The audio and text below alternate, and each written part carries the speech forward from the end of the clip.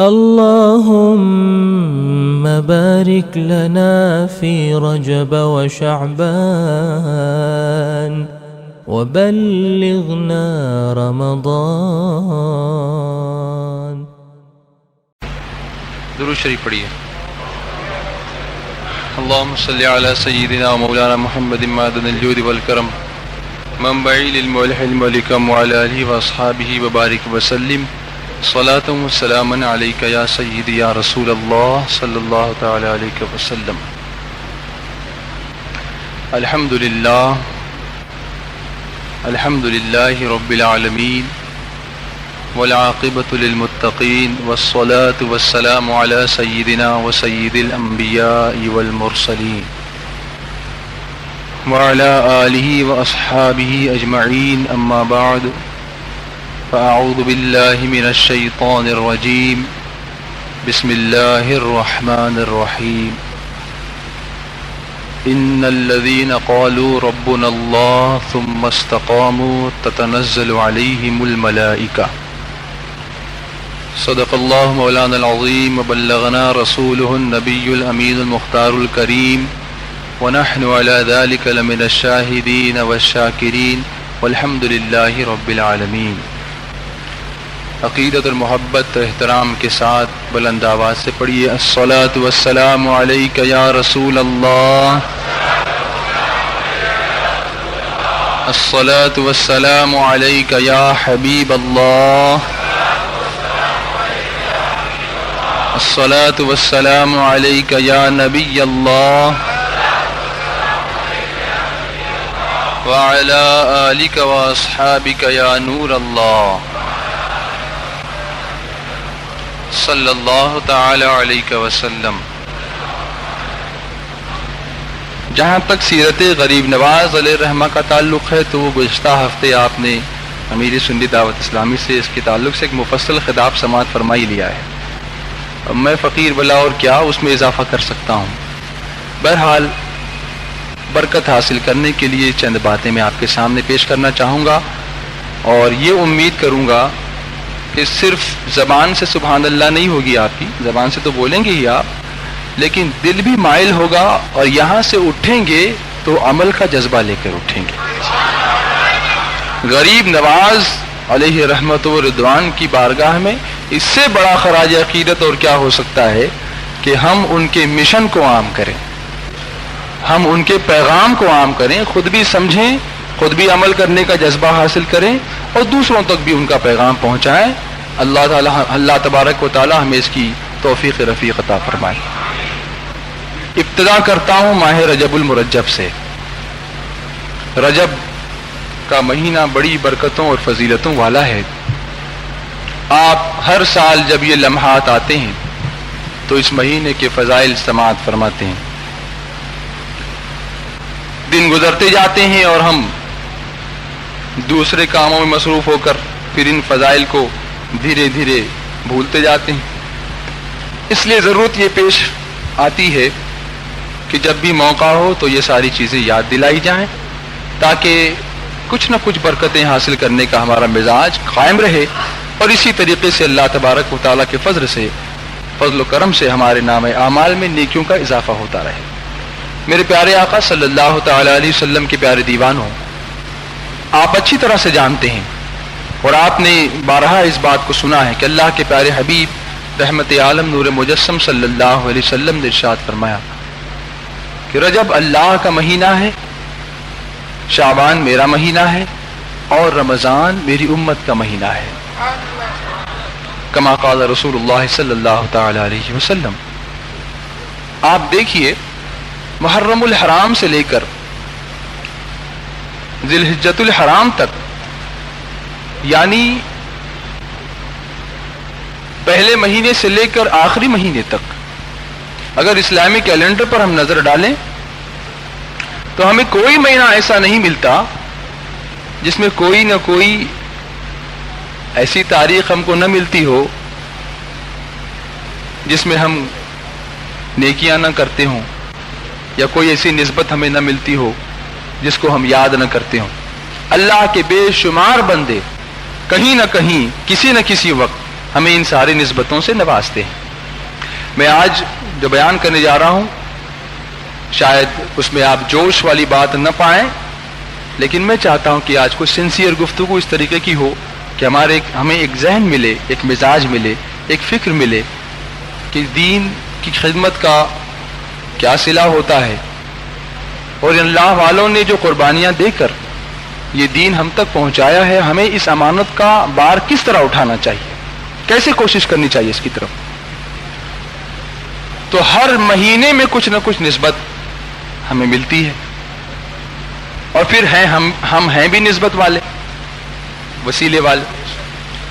اللہ تعالیٰ قرآن عظیم میں فرماتا ہے یا ایھا الذین آمنوا اتقوا اللہ وابتغوا الیہ الوسیلہ وجاہدوا فی سبیلہ لعلکم تفلحون.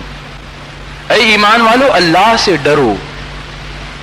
اور جب یہ آیت ہم پڑھتے ہیں، کوئی بھی آیت، اس قسم کی بے شمار آیتیں ہیں قرآن عظیم کے اندر جو اس طرح شروع ہوتی ہیں یا ایھا الذین آمنوا، اے ایمان والو. خطاب کس سے ہے؟ ایمان والوں سے. سیدھا سمپل سادہ ترجمہ کنز الایمان نکالیے، کھولیے، آپ کو ملے گا یا ایھا الذین آمنوا، اے ایمان والو. او یو بلیورز، انگریزی میں اگر کہنا ہو، اے ایمان والو. کہیں کہا اتقوا اللہ، اللہ سے ڈرو. یا ایھا الذین آمنوا اتقوا اللہ وابتغوا الیہ الوسیلہ، اے ایمان والو اللہ سے ڈرو اور اس کی طرف وسیلہ ڈھونڈو، اس کی طرف وسیلہ تلاش کرو. کہیں اللہ تبارک و تعالیٰ فرما رہا ہے یا ایھا الذین آمنوا اتقوا اللہ وکونوا مع الصادقین، اے ایمان والو اللہ سے ڈرو اور سچوں کے ساتھ ہو جاؤ.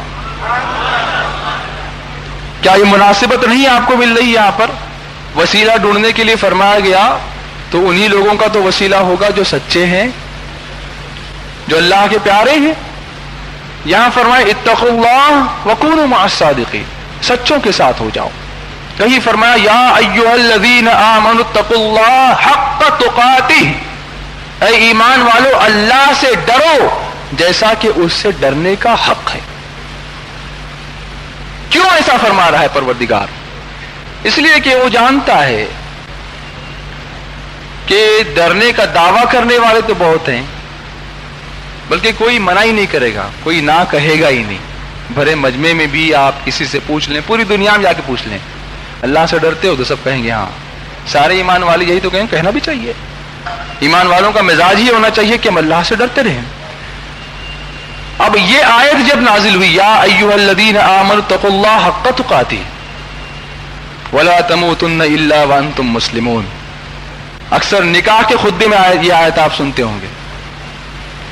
پھر اس کے بعد ایک اور آیت آپ سنتے ہیں یا ایھا الذین آمنوا اتقوا اللہ وقولوا قولا سدیدا یصلح لکم اعمالکم ویغفر لکم ذنوبکم ومن یطع اللہ ورسولہ فقد فاز فوزا عظیما. بے شمار موقعوں پر آپ نے یہ آیتیں سنی ہوں گی، لیکن پہلا پیغام میں جو دینا چاہتا ہوں وہ یہی ہے کہ کاش ہمارے اندر یہ جذبہ بھی پیدا ہو جاتا کہ اتنی مرتبہ ان آیتوں کی تکرار ہمارے سامنے ہوتی ہے، اور جب خطبہ نکاح کے لیے ان آیتوں کو پسند کیا گیا ہے تو کچھ تو ان آیتوں میں ایسی بات ہوگی، یقیناً ہے، لیکن ہمارے ذہن کے حساب سے کہہ رہا ہوں کہ ہم اس کو جاننے کی کوشش کریں کہ آخر اس کے پیچھے بیک گراؤنڈ کیا ہے. اور جو ایمان والے ہم سے پہلے گزرے ہیں، جو ہم سے پہلے بہتر لوگ گزرے ہیں، یقیناً ہم سے جو آگے گزرے ہیں، آگے گئے ہیں، وہ بہتر ہی ہیں، بلکہ جو زمانہ آگے گیا ہے وہ بھی خیر القرون میں سے ہے. سرکار علیہ الصلوۃ والتسلیم فرماتے ہیں کہ سب سے بہترین زمانہ میرا زمانہ ہے. جس وقت حضور رحمت عالم صلی اللہ علیہ وسلم بنفس نفیس بذات خود اپنی حیات ظاہری کے ساتھ اس دنیا میں تشریف فرماتے، وہ بہترین زمانہ فرمایا میرے آقا علیہ الصلوۃ والسلام. پھر فرمایا ثم الذین یلونہم ثم الذین یلونہم، پھر اس کے بعد جو آئے گا، پھر اس کے بعد، یعنی دھیرے دھیرے جو ہے لوگوں کے درجے کم ہی ہوتے جا رہے ہیں. اور قیامت کب آئے گی؟ جب کوئی بھی اللہ کا نام لینے والا باقی نہ ہوگا، ایمان والے سارے اٹھا لیے جائیں گے، اس کے بعد قیامت آئے. پھر اگر ہم یہ دیکھ رہے ہیں کہ ایمان والے کم ہو رہے ہیں تو اس میں کوئی حیرت کی بات نہیں. ہمیں یہ کرنا ہے کہ ہمیں اپنے ایمان کی حفاظت کرنی ہے. کہیں ایسا نہ ہو، اللہ رحم و کرم فرمائے، کہیں ایسا نہ ہو کہ ایسے لوگوں کے چکر میں ہم آ جائیں جو ایمان کے ڈاکو کہلاتے ہیں، چکنی چپڑی باتوں سے بھولے بھالے مسلمانوں کو سمجھا بجھا کر غلط راہ پر لے جانے کی کوشش کرتے ہیں۔ اس سے پہلے کہ وہ ڈاکہ ڈالیں اپنے ایمان کو مضبوط کر لو، اللہ سے ڈرو، کوئی اور تمہیں ڈرانے کی لینا ہے، اللہ سے ڈرو۔ اتقوا اللہ یا ایھا الذین آمنوا اتقوا اللہ حق تقاتہ، اے ایمان والو اللہ سے ڈرو جیسا کہ اس سے ڈرنے کا حق ہے۔ میں یہ آیت سنا رہا ہوں بڑے اطمینان سے، آپ سن رہے ہیں بڑے اطمینان سے، very peacefully you are listening to my بیان، بہت اطمینان سے سن رہے ہو، لیکن ذرا صحابہ کرام سے پوچھو، اللہ کے پیارے حبیب رحمت عالم صلی اللہ علیہ وسلم کے ان جانثار صحابہ سے پوچھو کہ جب یہ آیت نازل ہوئی اور میرے آقا صلی اللہ علیہ وسلم نے اس آیت کے تعلق سے صحابہ کرام کے سامنے ارشاد فرمایا کہ ایسی ایسی آیت مجھ پر نازل ہوئی، اللہ نے وہی نازل فرمائی، یا ایھا الذین آمنوا اتقوا اللہ حق تقاتہ، اے ایمان والو اللہ سے ڈرو جیسا کہ اس سے ڈرنے کا حق ہے۔ تو صحابہ کرام زارو قطار رونے لگے۔ آج ہماری آنکھوں میں آنسو نہیں آتے، دل سخت ہو گیا، گناہ کرتے کرتے دل سخت ہو گیا، قرآن کی آیتیں اثر نہیں کر رہی ہیں۔ اس دل کی سختی کا علاج ہم کو کرنا ہوگا، اس دل کی سختی کو نرمی میں تبدیل کرنا ہوگا، اس کا علاج بھی قرآن آپ کو دے گا، اللہ کے پیارے حبیب علیہ الصلوۃ والتسلیم نے اس کا علاج بھی آپ کو دیا ہے۔ لیکن یہاں دیکھیں صحابہ کرام رضوان اللہ تعالی علیہم اجمعین بالکل غمگین ہو کر کے رو رہے ہیں، آنسو بہا رہے ہیں، گھبرا رہے ہیں، کانپ رہے ہیں خوف سے، خوف الہی سے۔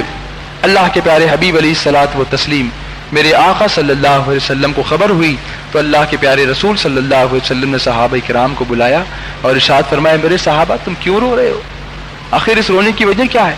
عرض کرتے ہیں حضور ہم تو ہلاک ہو گئے، ہم تو برباد ہو گئے۔ ارشاد ہوا کیا بات ہے، آخر کیوں ایسا کہہ رہے ہو؟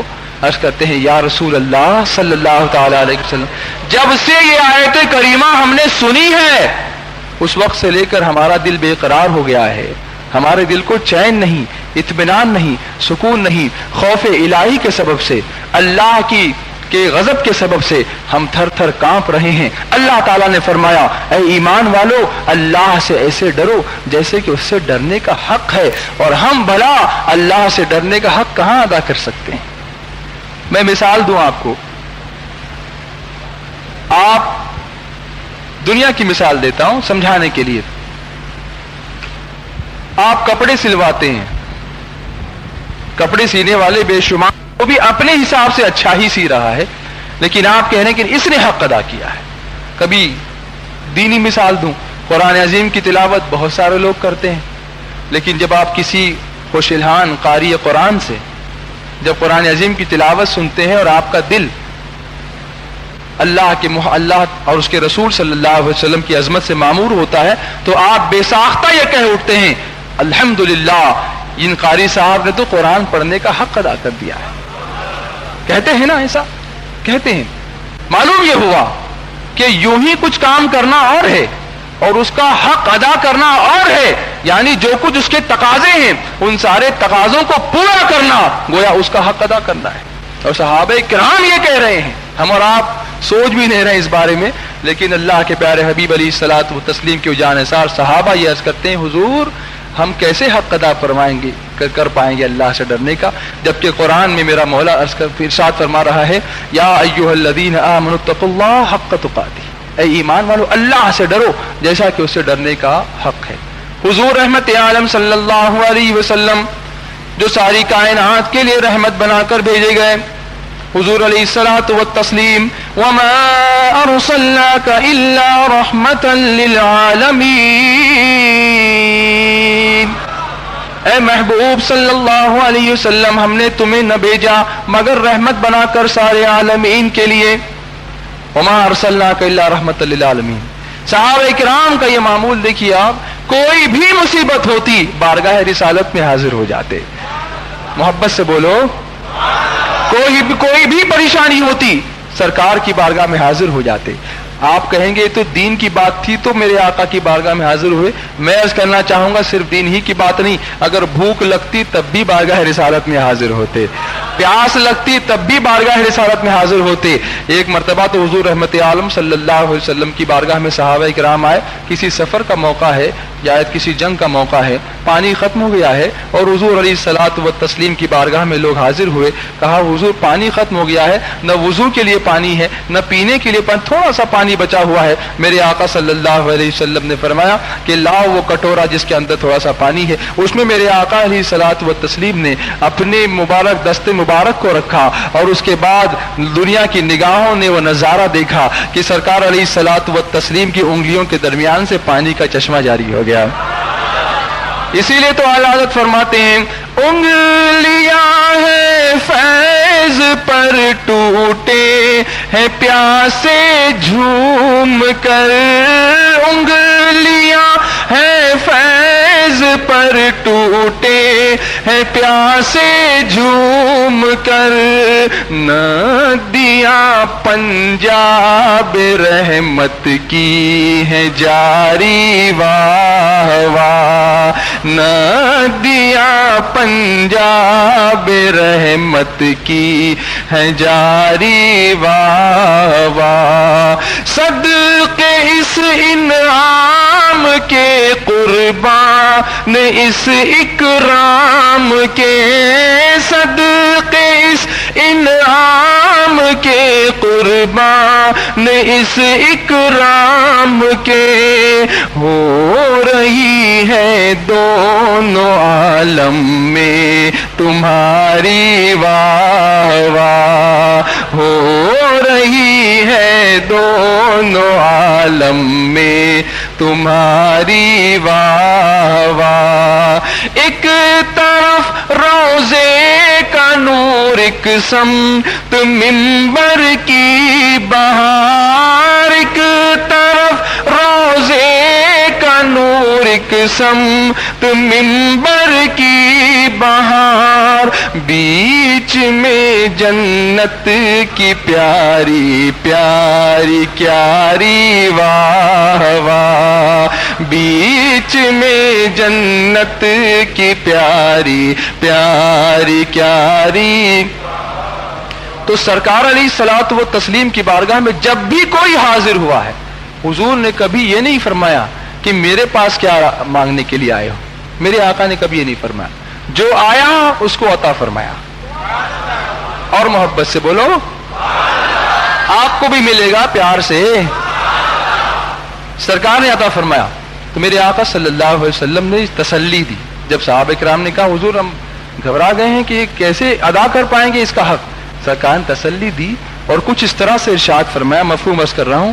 میرے سرکار فرماتے ہیں اے میرے صحابہ جو کچھ تم سے ہو سکے کرو, باقی اللہ کی رحمت پہ چھوڑ دو. یعنی کم از کم انسان اتنا تو کرے جتنا اس کے بس میں ہے. اب یہاں یہ کوئی نہ سمجھے کہ ہم یہ کہہ رہے ہیں کہ 5 وقت کی نماز ہے تو 2 وقت کی پڑھ لو, باقی میرے سے نہیں ہوتی تو چھوڑ دو. نہیں, فرائض میں دیر از نو کنسیشن, کوئی کنسیشن نہیں ملے گا آپ کو. جو فرض ہے وہ فرض ہے, اس کے علاوہ جو باتیں جتنا آپ کر سکتے ہو آپ کرو. بعض لوگ نوافل کی بھی اہمیت نہیں سمجھتے کہ بھئی نفل ہے پڑھے تو ٹھیک, نہیں پڑھے تو بہرحال نفل ہے, پڑھے تو ٹھیک نہیں پڑھے تو گناہ نہیں. لیکن اس کا آپ جانتے ہیں ان نوافل کا مقام اور اس کا مرتبہ ہمیشہ نہیں چھوڑنا چاہیے. کبھی کبھی پڑھتے رہیں, خاص طور سے ایسی جو بڑی شبیں آتی ہیں, براتیں آتی ہیں, شب برات ہے, شب معراج ہے, شب قدر ہے, رمضان شریف کی راتیں ہیں, عاشورے کی شب ہے, شب عید میلاد النبی ہے, عرفہ کی شب ہے. ایسے موقعوں پر کم از کم کچھ نہ ہو سکے کم سے کم 2 رکعت ہی صحیح اللہ کی بارگاہ میں اپنی عقیدت مندی کا نذرانہ ضرور پیش کریں. ہم جانتے ہیں اللہ ہماری ان عبادتوں کا محتاج نہیں ہے, ہم اس کے کرم کے محتاج ہیں, ہم اس کے کرم کے محتاج ہیں. جیسے اللہ تعالیٰ ان تمام مثالوں تمثیلوں سے پاک, لیکن سمجھانے کے لیے عرض کرتا ہوں کہ جب کوئی فقیر نہ صحیح, کوئی مانگنے والا نہ صحیح, کوئی کسی کا بات کا حاجت مند جب کسی بادشاہ کے دربار میں جاتا ہے کچھ مانگنے کے لیے, تو یہ دستور ہے کہ جانے والا کچھ تحفہ لے کر جاتا ہے, تحفہ لے کر. اب یہ تحفہ وہ اس لیے نہیں لے جاتا کہ بادشاہ کے پاس وہ نہیں ہے چیز, ارے بادشاہ کے پاس تو سب ہے, لیکن وہ اس لیے لے کر کے جاتا ہے کہ شاید اسی تحفے کی وجہ سے کچھ خاص نظر کرم ہو جائے. کچھ خاص نظر کرم ہو جائے. غریب نواز کی بارگاہ میں جانے والے چادروں کا تحفہ اسی لیے لے کر کے جاتے ہیں, وہ نیاز کا تحفہ اسی لیے لے کر کے جاتے ہیں, ایصال ثواب کا تحفہ اسی لیے لے کر کے جاتے ہیں تاکہ اس وجہ سے کچھ خصوصی نگاہ کرم ہو جائے. بہرحال, اور اللہ تبارک و تعالی بے نیاز ہے, وہ ہماری عبادتوں کا محتاج نہیں ہے, لیکن اگر ہم نماز پڑھ کر اس کی بارگاہ میں اپنی نیاز مندی کا ثبوت پیش کرتے ہیں, اپنی عبودیت کا ثبوت پیش کرتے ہیں, یعنی اچھے بندے ہونے کا نذرانہ پیش کرتے ہیں اللہ کی بارگاہ میں, تو اللہ تبارک و تعالی اپنے فضل و کرم سے ہمیں اپنے خصوصی کرم سے مالا مال فرماتا ہے. تو نوافل کی کثرت کرنا, اس سے بھی بڑے بڑے مرتبے ملتے ہیں. بعض احادیث کریمہ میں یہ بھی فرمایا گیا کہ جب کوئی بندہ قیامت کے میدان حشر میں اس کو جب پیش کیا جائے گا اور کسی وجہ سے اس کے فرائض میں کچھ کمی پائی جائے گی, اور اگر اس کے پاس نوافل کی کثرت ہوگی تو اللہ تعالیٰ وہ نوافل کے ذریعے سے اس کمی کو اپنے فضل سے پورا فرمائے گا. یہاں ان لوگوں کے لیے درس عبرت ہے جو لوگوں کو بڑی راتوں میں یہ کہہ کر آنے سے روکتے ہیں کہ بھائی تم ہمیشہ تو دکھتے نہیں ہو, آج کیا کرنے آئے ہو.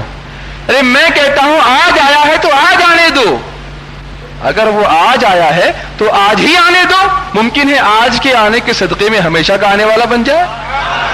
وہ بندہ اللہ کی بارگاہ میں آنا چاہتا ہے, تمہیں کسی نے حق نہیں دیا کہ تم اس کو روکو. تم بڑے گنہگار بنو گے اگر تم کسی بندے کو اللہ کی بارگاہ میں آنے سے روکو. تو میں عرض کر رہا تھا کہ جتنا تم سے ہو سکے کرو, باقی اللہ کی رحمت پہ چھوڑ, لیکن کچھ کرو, کچھ ہاتھ ہلاتے مت بیٹھو, یا بس یہ نہ سمجھو کہ اب ہمارے اوپر فرشتے ہی نازل ہوں گے تبھی ہم دامن کھولیں گے. یہ سب کرنے کی بات نہیں ہے. دیکھیے, ایک ہوتا ہے جیسے دین کا کام ہے. غریب نواز تشریف لائے, سنجر سے تشریف لائے نا, ہندوستان سنجر سے تشریف لائے. کیا ضرورت تھی آپ کو آنے کی؟ کیا اپنا گھر بار عزیز نہیں تھا؟ لیکن آپ دیکھیں آج کل جو اہل علم حضرات وہ تو اپنی طرف سے کوششیں کر ہی رہے ہیں, اپنی جگہ بیٹھ کر وہ علم کو پھیلاتے ہیں, علم دین لوگوں کو دیتے ہیں, درس و تدریس کا کام کرتے ہیں, بہت اچھی طریقے سے سمجھاتے ہیں. اور بہت سارے لوگ ایسے ہیں جو جانے میں شرماتے ہیں, علماء کرام تک نہیں جاتے. سنی دعوت اسلامی کیا کام کر رہی, میں آپ کو بتاؤں. اہل علم اپنی جگہ پر کام تو کر ہی رہے ہیں. ایک ہوتا ہے کنواں جو خوب لوگوں کو سیراب کرتا ہے نا. لوگ کہتے ہیں کنواں پیاسے کے پاس نہیں جاتا بلکہ پیاسا کنویں کے پاس جاتا ہے.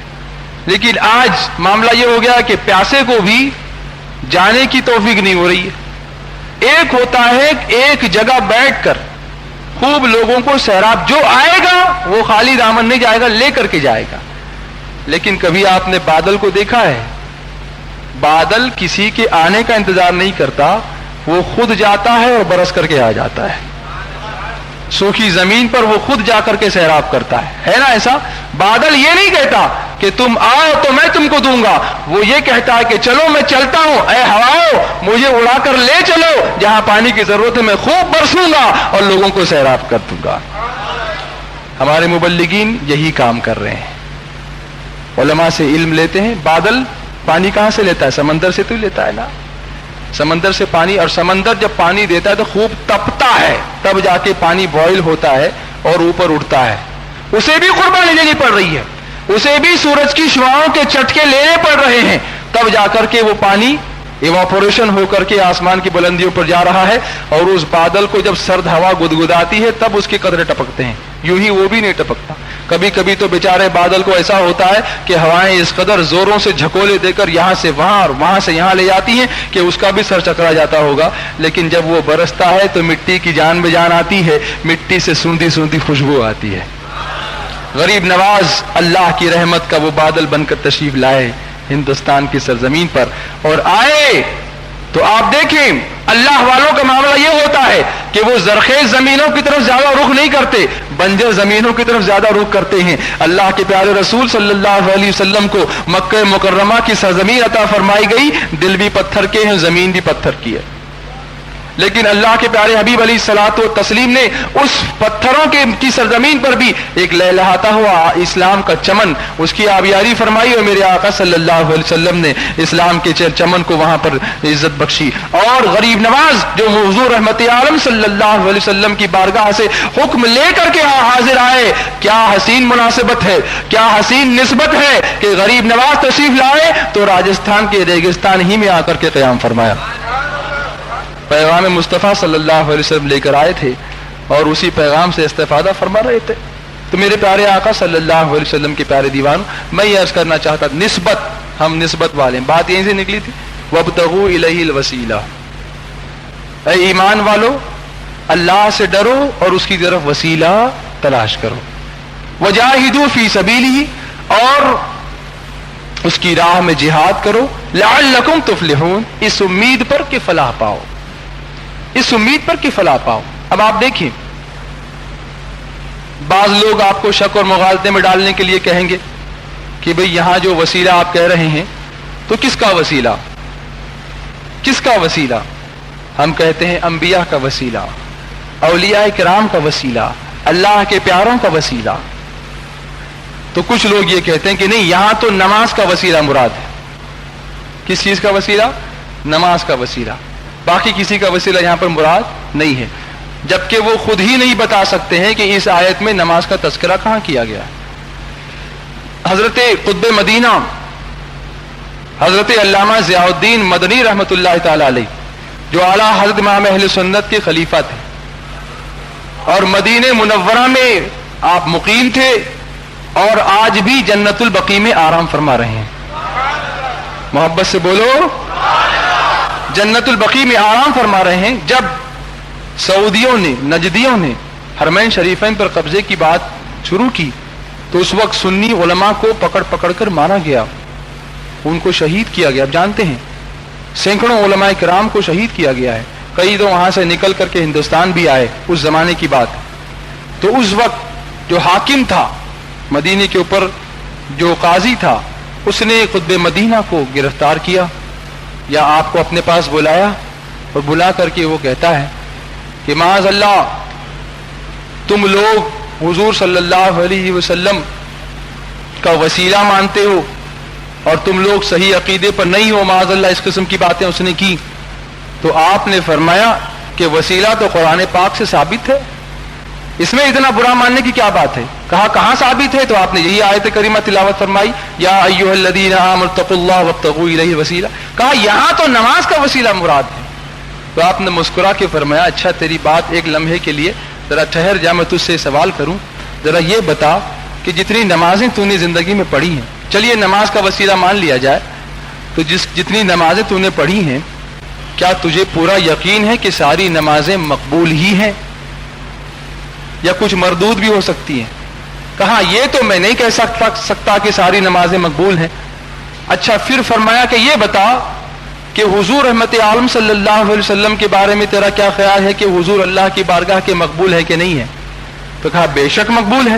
کہا تیری عقل پر ماتم کرنے کو جی چاہتا ہے کہ جس چیز کے بارے میں ڈاؤٹ ہے کہ وہ مقبول ہے یا نہیں، اس کا وسیلہ تو مان رہا ہے، اور جن کے بارے میں کوئی شک نہیں کہ مقبول بارگاہ خداوندی ہے، ان کا وسیلہ ماننے کو تو تیار نہیں۔ ہم نسبت والے ہیں، اسی لیے ان راتوں کی نسبتوں سے ان اللہ والوں کو ہم یاد کرتے ہیں۔ یہاں یہ بھی آپ سمجھیں ان کو کیوں ہم یاد کرتے ہیں؟ کچھ لوگ نہیں یاد کرتے، ہم کیوں یاد کرتے ہیں؟ غریب نواز کی چھٹی شب ہم کیوں مناتے ہیں؟ تو آپ دیکھیں نسبت بڑی عظیم چیز ہوتی ہے۔ مثال کے طور پر میں آپ کو بتاؤں، ایک کپڑا آپ دکان سے خریدتے ہیں، اس سے آپ کرتا بناتے ہیں، اور اسی کپڑے کے جیسے اور کپڑے سے آپ قرآن عظیم کا جزدان بناتے ہیں۔ آپ کرتا استعمال کرتے ہیں تو استعمال کرنے سے پہلے اسے سر آنکھوں سے نہیں لگاتے، اسے نہیں چومتے، لیکن اسی کپڑے سے قرآن عظیم کا جزدان اگر آپ بناتے ہیں، غلاف بناتے ہیں، تو جیسے ہی قرآن کو کھولنا چاہتے ہیں پہلے آپ اس کو چومتے ہیں، قرآن کو چومنا چاہتے ہیں لب کپڑے سے لگتے ہیں، اور اگر اس کپڑے کو قرآن عظیم سے جدا بھی کر دیا جائے تب بھی آپ اس کی تعظیم کرتے ہیں, احترام کرتے ہیں, اس کی تکریم کرتے ہیں, اسے زمین پر گرنے نہیں دیتے. کیا وجہ ہے بھائی؟ اس سے ہی کرتا سلایا تھا, کرتے کو تو زمین پر پھینک رہے ہیں اور اسی کپڑے سے قرآن کا جزدان بنایا تو اس کپڑے کو زمین پر گرنے نہیں دے رہے ہیں. آخر اس کی وجہ کیا ہے؟ جواب دینا پڑے گا. اس لیے کہ اس کپڑے کو اب قرآن سے نسبت ہو گئی ہے, نسبت ہو گئی ہے, اس لیے وہ معظم ہو گیا ہے, وہ مکرم ہو گیا ہے, وہ تعظیم کے قابل ہو گیا ہے. جس کپڑے کو قرآن عظیم سے نسبت ہو جائے وہ تعظیم کے قابل ہو جاتا ہے. تو جس ولی کو اللہ سے نسبت, اللہ کے رسول صلی اللہ علیہ وسلم سے نسبت ہو جائے, جس کے دل میں اللہ کی محبت پنہاں ہو جائے, وہ ولی قابل تعظیم, قابل احترام کیوں نہ ہوگا. اور آپ دیکھیں بعض لوگ یہ کہتے ہیں کہ آپ عید میلاد النبی مناتے ہو یا غریب نواز کی چھٹی مناتے ہو. ٹھیک ہے اگر ان کے وصال کی مناسبت سے مناتے ہو, اس لیے کہ ان کے وصال کے دن اللہ کی خاص رحمتیں ان پر نازل ہوئی, اس لیے ان کو یاد کرتے ہو, وصال ثواب کرتے ہو, تو وہ ایک دن تو گزر گیا. جس دن آپ تشریف لے گئے دنیا سے, آج تو نہیں تشریف لے جا رہے ہیں, یا حضور رحمت عالم صلی اللہ علیہ وسلم کا میلاد مناتے ہیں تو سرکار تو 12 ربیع الاول کو جب تشریف لائے تھے تب تشریف لائے, اس وقت میلاد تھا, یہ ان کو یاد کرتے ہو, وصال ثواب کرتے ہو, تو وہ ایک دن تو گزر گیا. جس دن آپ تشریف لے گئے دنیا سے, آج تو نہیں تشریف لے جا رہے ہیں, یا حضور رحمت عالم صلی اللہ علیہ وسلم کا میلاد مناتے ہیں تو سرکار تو 12 ربیع الاول کو جب تشریف لائے تھے تب تشریف لائے, اس وقت میلاد تھا. آج تو میرے آقا بار بار دنیا میں حاضری نہیں فرما رہے ہیں, میلاد مصطفیٰ تو ہو چکا, تو اب اس کو ہر سال منانے کی کیا تک ہے. میں پوچھتا ہوں مسلمانوں, اگر اسی مزاج پر پرکھا جائے تو آپ لیلۃ القدر کیوں مناتے ہیں؟ اس لیے کہ لیلۃ القدر کے بارے میں قرآن میں فرمایا گیا انا انزلناہ فی لیلۃ القدر, لیلۃ القدر وما ادراک ما لیلۃ القدر, لیلۃ القدر خیر من الف شہر. انا انزلناہ فی لیلۃ القدر یعنی بے شک ہم نے قرآن کو لیلۃ القدر میں اتارا. تو وہ لیلۃ القدر تو وہی ہونی چاہیے تھی جس میں واقعتاً قرآن عظیم کی آیتیں نازل, آج تو نازل نہیں ہو رہی ہیں, تو آپ آج اس کو لیلۃ القدر مان بھی رہے ہو, اس کی فضیلت کو مان بھی رہے ہو, اس میں عبادت کر بھی رہے ہو, اور اس کو 1000 مہینوں سے افضل سمجھ بھی رہے ہو, اس لیے کہ قرآن کا ارشاد ہے. تو آج قرآن نازل نہیں ہو رہا پھر بھی لیلۃ القدر منائی جا رہی ہے. اسی طرح سے آج سرکار کا میلاد تو ہو چکا لیکن اس کی نسبت سے آج بھی میلاد منایا جا رہا ہے. غریب نواز کا وصال تو پہلے ہو چکا لیکن اسی کی نسبت سے آج بھی ان کا عرس منایا جا رہا ہے. سمجھانے کی بات ہے, سمجھنے کی بات ہے, نسبت بڑی عظیم چیز ہے. اسی طریقے سے میرے آقا صلی اللہ علیہ وسلم کے پیارے دیوانوں, ماہ رجب المرجب کو بہت بڑی نسبت ہے, بہت بڑی نسبت. اللہ کے پیارے حبیب علیہ الصلوۃ والسلام ارشاد فرماتے ہیں رجب اللہ کا مہینہ ہے. کتنی بڑی نسبت, محبت سے بولو. سمجھ میں نہیں آ رہا ہے کیا؟ میرا مزاج تو ایسا ہے نہیں کہ سمجھ میں آ رہا ہو تو بھی چوپ, نہ سمجھ میں آ رہا ہو تو بھی چوپ. میں تو یہ کہتا ہوں سمجھ میں آ رہا ہو تو بھی سبحان اللہ, نہیں آ رہا ہو تو بھی تو بولتے رہو, ذرا زندگی کے آثار پیدا کرو اپنے اندر. رجب اللہ کا مہینہ, میرے آقا فرماتے ہیں شعبان میرا مہینہ اور رمضان المبارک میری امت کا مہینہ ہے. اے اللہ, شروع گفتگو اسی سے ہوئی تھی, سارے مہینے اللہ کے, سارے مہینوں میں کچھ نہ کچھ نسبتیں موجود ہے کہ نہیں ہے. محرم الحرام کو خاص طور سے شہیدان کربلا کی یاد سے نسبت, ویسے تو عاشورے کے دن بے شمار واقعات اور ہوں گے انشاءاللہ, ہوں گے واقعات بہت سارے. آخری مہینہ قربانی کا مہینہ, اس مہینے کو حضرت اسماعیل علیہ السلام کی قربانی سے نسبت, اسی لیے وہ زیادہ مشہور, اور حج کا مہینہ بھی ہے نا. اسلامی سال شروع ہوا قربانی سے, ختم بھی ہوا قربانی پر, ہے کہ نہیں ہے. پہلے مہینے میں امام عالی مقام کی قربانی, آخری مہینے میں اسماعیل علیہ السلام کی قربانی, دونوں کو ہم یاد کرتے ہیں. معلوم ہوا کہ پورا اسلام قربانی چاہتا ہے, سیکریفائس چاہتا ہے. ابتدا قربانی, انتہا قربانی. عشق رسول کی ابتدا میں بھی قربانی ہے اور انتہا میں بھی قربانیاں دینی پڑتی ہیں. اور جب قربانی دے کر کے وہ لوگ اللہ کی راہ میں استقامت اختیار کرتے ہیں تو اللہ اعلان فرماتا ہے ان الذين قالوا ربنا الله ثم استقاموا تتنزل عليهم الملائكة ألا تخافوا ولا تحزنوا وأبشروا بالجنة التي كنتم توعدون. میں نے شروع میں اسی آیت کریمہ کی تلاوت کی تھی، بعد میں ریفرنس کے لیے اور آیتیں آتی گئیں. ان الذین قالوا ربنا اللہ ثم استقاموا، بے شک وہ لوگ جنہوں نے کہا ہمارا رب اللہ ہے اور پھر جم گئے، استقامت اختیار کر لی، جم گئے، کوئی ان کو ٹس سے مس نہیں کر سکا. حوادث، آفات، بلائیں، دشمنی، کوئی چیز ان کو نہیں ہلا سکی، پائے استقامت میں لغزش نہیں آ سکی. ثم استقاموا، جم گئے. کیا ہوتا ہے؟ تتنزل علیہم الملائکہ، ان پر اللہ کی رحمت کے فرشتے نازل ہوتے ہیں.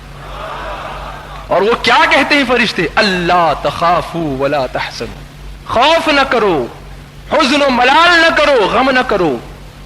اللہ تخافوا ولا تحزنوا، غم نہ کرو، خوف نہ کرو. وَأَبْشِرُوا بِالْجَنَّةِ الَّتِي كُنتُمْ تُوعَدُونَ، ہم تم کو اسی جنت کی بشارت دیتے ہیں جس کا تم سے وعدہ کیا گیا ہے.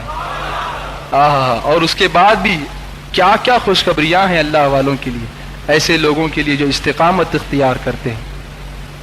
نحن اولیاؤکم فی الحیات الدنیا وفی الآخرہ، ہم تمہارے دوست ہیں، ہم تمہارے، نحن اولیاؤکم، کہاں؟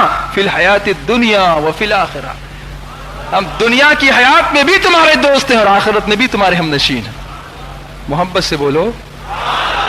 یہاں بھی فرشتے دوستی کا اظہار فرما رہے ہیں، قیامت میں بھی وہ ہمارے دوست ہوں گے، ہمارے رفیق ہوں گے.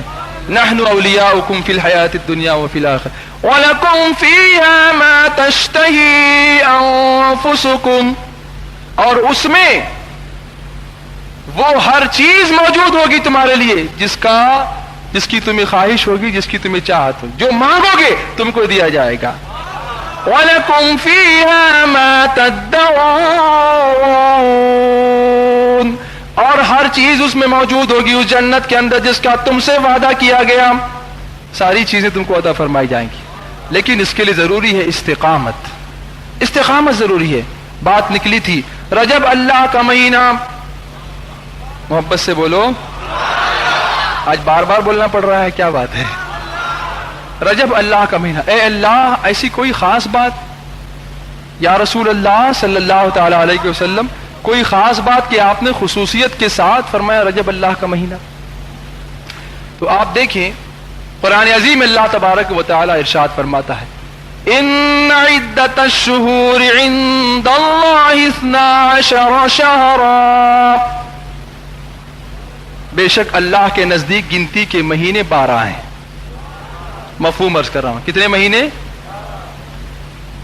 12 یعنی 12 مہینے. فی کتاب اللہ یوم خلق السماوات والارض منها اربعۃ حرم، اس میں سے جس دن سے زمین و آسمان کو پیدا کیا گیا اس وقت سے کتنے مہینے ہیں گنتی کے؟ 12، اور اس میں سے 4 مہینے حرمت والے، 4 مہینے حرمت والے، خصوصی حرمت ان کو عطا فرمائی گئی. 4 مہینے، اس میں پہلے تو ہے محرم الحرام، پھر درمیان میں رجب المرجب، اور آخر میں 2 مہینے ذی القعدہ اور ذی الحجہ، ہے نا؟ ذی القعدہ اور ذی الحجہ، 4 مہینے حرمت والے. زمانے جاہلیت میں بھی ان مہینوں میں قتل و قتال حرام تھا، لوگ جنگیں لڑتے رہتے تھے. آپ جانتے ہیں اللہ کے پیارے حبیب علیہ الصلوۃ والتسلیم کی دنیا میں تشریف لانے سے پہلے بات بات پر تلواریں نکلتی تھیں، اور تلواریں بھی ایسی نکلتی تھیں کہ نسل در نسل جو ہے وہ جنگیں چلتی تھیں، وہ جنگیں کبھی ختم ہی نہیں ہوتی تھی. لیکن جب رجب کا چاند دیکھتے تو رجب کا چاند دیکھتے ہی سارے لوگ اپنی تلواروں کو میان کر دیتے تھے اور سارے جھگڑے بند کر دیتے تھے. 1 مہینے کے لیے خاموش رہتے تھے کہ یہ مہینہ حرمت والا مہینہ ہے، رجب اللہ کا مہینہ ہے. اس میں قتل و قتال نہیں ہوگا, اس میں جنگ و جدال نہیں ہوگا, اس میں ہوگا تو نیکیوں کی باتیں ہوں گی. سرکار غوث اعظم رضی اللہ تعالیٰ عنہ اپنی کتاب غنیۃ الطالبین میں فرماتے ہیں رجب بیج بونے کا مہینہ ہے. اور محبت سے بولو, یہ بیج بو گے انشاءاللہ پھل کاٹو گے. یہ بھی یہاں بیج بویا جا رہا ہے, یہ سبحان اللہ جو ہم کہہ رہے ہیں یہ بیج بویا جا رہا ہے. جنت میں درخت ملے گا, بیج یہاں بو رہے ہیں اور درخت کہاں ملے گا؟ جنت میں. حدیث پاک میں فرمائے گا جو شخص ایک بار کہتا ہے سبحان اللہ, اللہ تعالیٰ فرماتا ہے میرے فرشتوں میرے اس بندے کے لیے جنت میں درخت لگا دو. رجب بیج بونے کا مہینہ, اس میں کثرت سے سبحان اللہ کہا کرو. اور فرماتے ہیں شعبان اس کو سیراب کرنے کا مہینہ, پانی دینے کا مہینہ. اور فرماتے ہیں رمضان شریف فصل کاٹنے کا مہینہ. ایک بیج اگر کوئی انسان بوتا ہے کھیت کے اندر تو کتنی بالیاں آتی ہیں اس میں سے, ہے نا.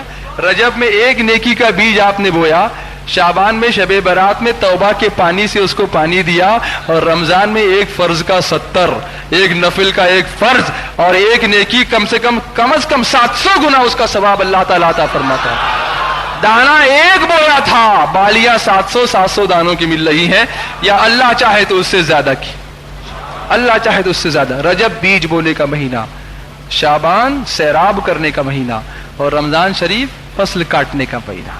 خوب لیتے جاؤ, خوب لیتے جاؤ. اور جانتے ہو اللہ تبارک و تعالیٰ کتنا کریم ہے. میں کہنا کچھ چاہتا ہوں, آگے بڑھتے بڑھتے بیچ میں کچھ نہ کچھ شاخیں نکلتی ہیں. درخت کی بات ہو رہی تو شاخیں بھی تو نکلیں گی, پھر ایک نظر گھڑی پر بھی ہوتی ہے میری, تو کہیں آپ کو جانے میں دیر نہ ہو جائے. چپ ہے, اس کا مطلب ختم کروں.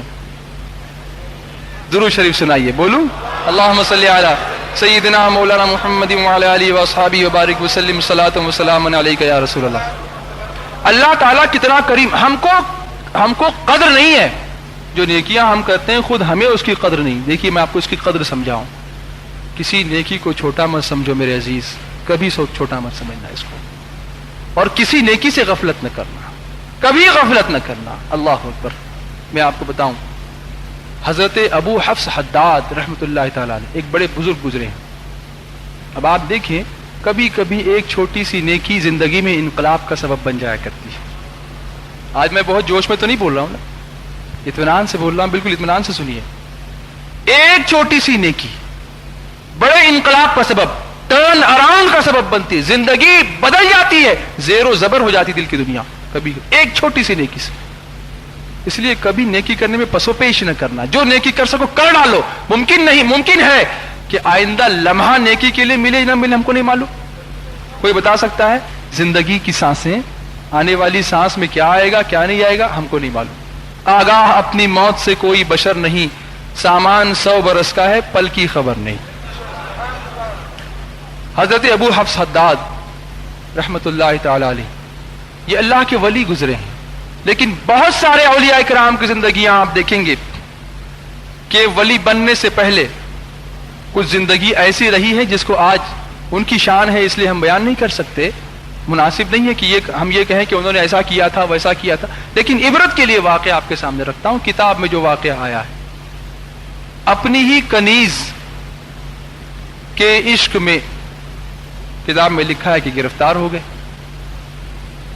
اور دن رات کوشش کرنے لگے کہ یہ ولی ولایت سے پہلے کا واقعہ, کوشش کرنے لگے کسی طرح سے وہ میری ہو جائے, کسی طرح سے.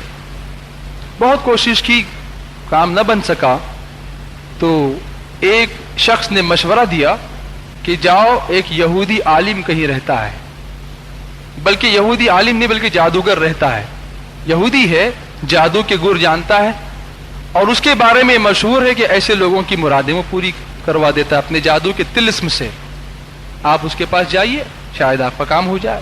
آپ گئے, جانے کے بعد آپ نے اپنا مدعا بیان کیا, تو اس نے کہا کہ ٹھیک ہے آپ کا کام ہو جائے گا, لیکن میری ایک شرط ہے, 1 کنڈیشن, ایک شرط. وہ شرط اگر آپ پوری کرنے کو تیار ہو تو میں آپ کا کام کر دوں گا. کہا جو شرط لگاؤ گے کرنے کے لیے تیار ہوں, میرا کام ہو جائے بس. اس نے کہا آپ ایسا کریں, مجھے اپنا جادو کرنے میں 40 دن کا وقفہ لگے گا. 40 دن تک آپ کو یہ احتیاط کرنی ہوگی کہ آپ کوئی نیکی نہ کریں, کوئی نیکی نہ کریں.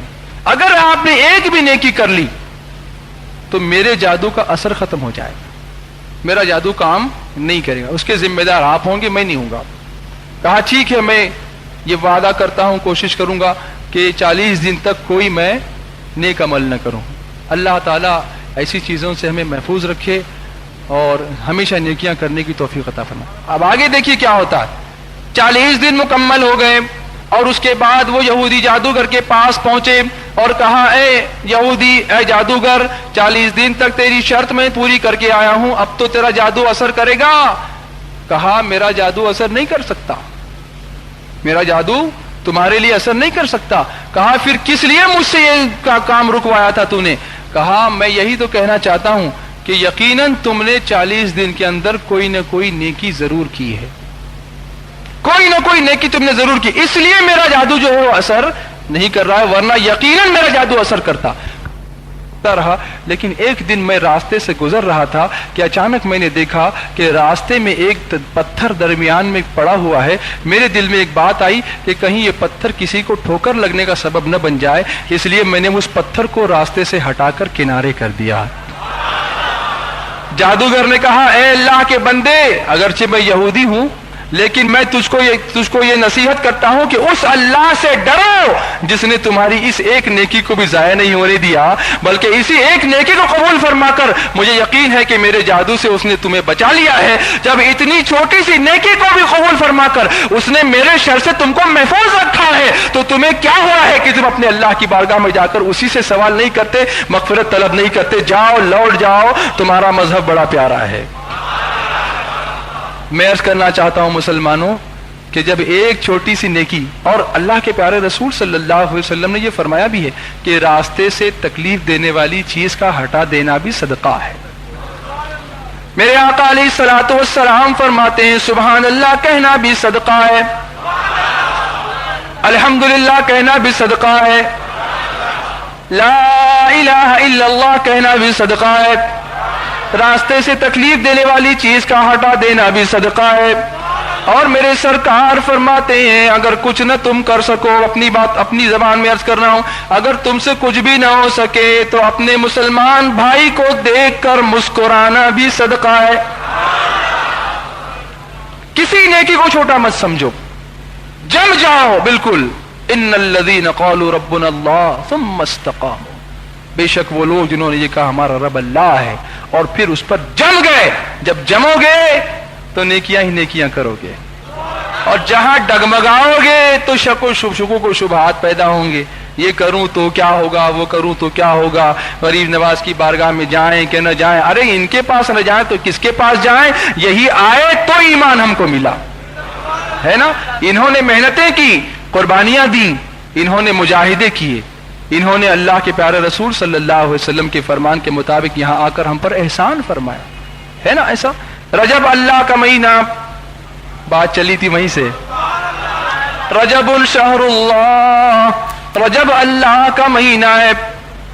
کیوں؟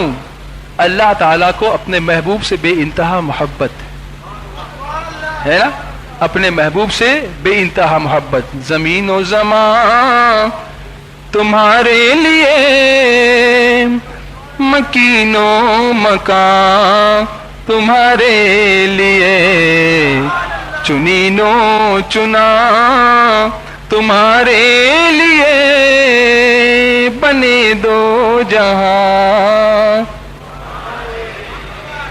دہن میں زبان تمہارے لیے, بدن میں ہے جان تمہارے لیے, ہم آئے یہاں آقا تمہارے لیے اور اٹھے بھی وہاں تمہارے لیے. اللہ تعالیٰ اپنے محبوب سے بے انتہا محبت فرماتا ہے. تو جس مہینے میں اللہ جل شانہ نے اپنے محبوب کو اسرا کی راحت عطا فرمائی, سبحان الذی اسرا کا تاج عطا فرمایا, ثم دنا فتدلی والا قرب عطا فرمایا, والنجم اذا ہوا والی فضیلت عطا فرمائی, اس مہینے کو اللہ تبارک و تعالیٰ نے اپنا مہینہ قرار دیا.